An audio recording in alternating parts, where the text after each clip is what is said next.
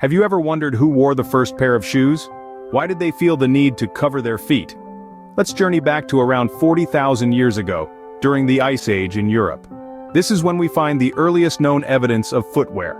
Unlike the intricate designs we see today, these first shoes were likely quite simple, something akin to footbags crafted from animal skin. But why did our ancestors feel the need for such foot coverings? Well, it's not like they were trying to impress their neighbors with the latest fashion trends. No, the invention of footwear was driven by sheer necessity.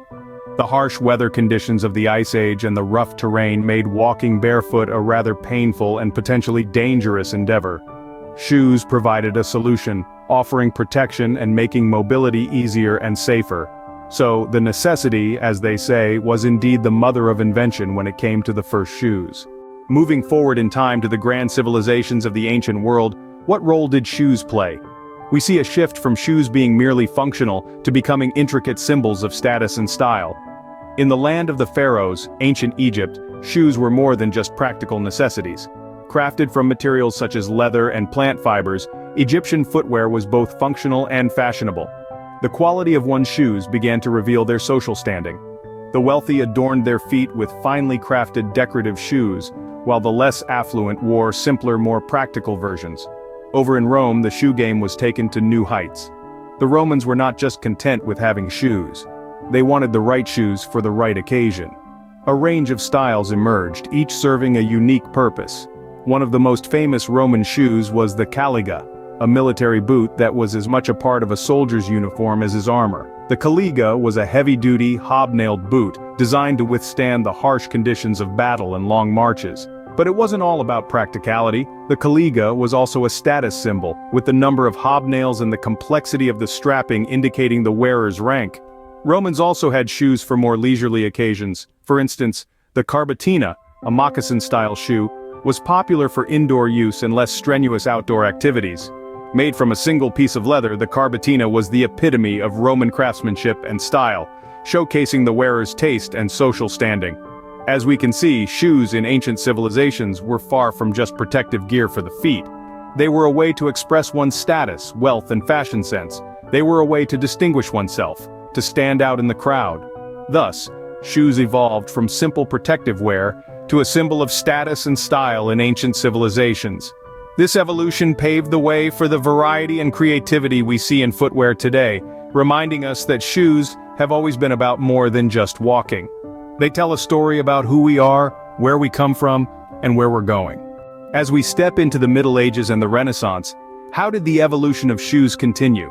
Throughout the Middle Ages, shoes began to evolve beyond simple foot coverings, becoming more sophisticated and specialized. One of the most significant developments was the invention of the welted sole. Craftsmen began to attach the shoe's upper part to a hard sole with a strip of leather called a welt.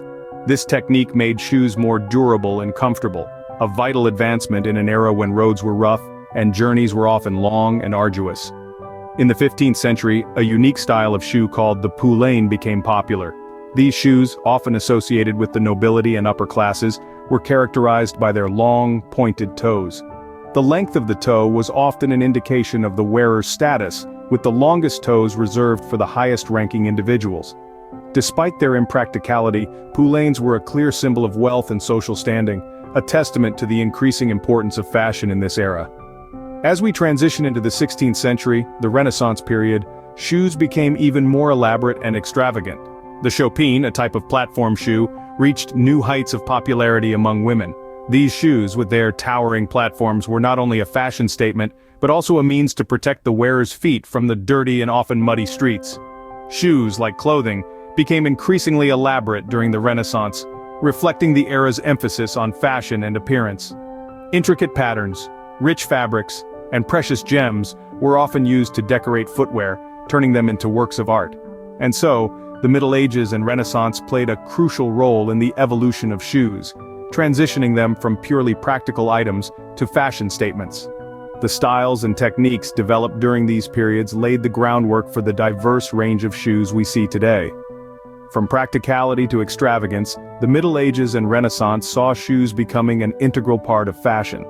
In the modern era, shoes have become an industry of their own. But how did we get here?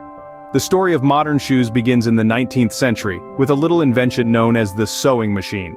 Until this point, shoes were primarily handmade, a labor-intensive and time-consuming process. The sewing machine changed all of that.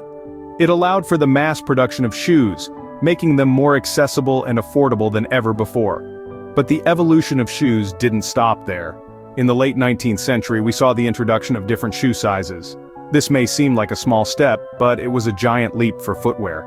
For the first time, people could buy shoes that fit their feet perfectly. This was not just a comfort revolution, but also a health revolution, preventing countless foot-related ailments. The 20th century brought even more innovations. Perhaps one of the most significant was the invention of sneakers. These soft, comfortable shoes, initially designed for athletes, quickly became a staple of everyday wear. Their popularity exploded and they found their way onto the feet of people worldwide. The rise of designer brands in the late 20th and early 21st centuries marked another milestone.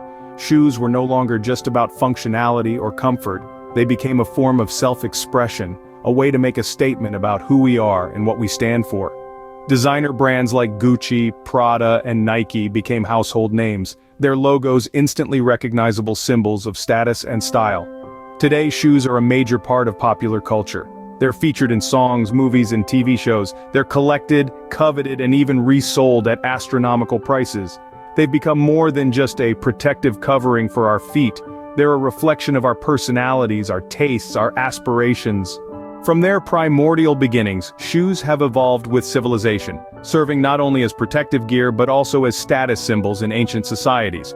The Middle Ages and Renaissance saw shoes becoming fashion statements, while the modern era marked the birth of the shoe industry as we know it. Next time you put on your favorite pair of shoes, remember the thousands of years of history that have shaped what you wear on your feet today. Thanks for watching. Remember to check these videos out if you haven't already. See you next time for another video on the history of random stuff.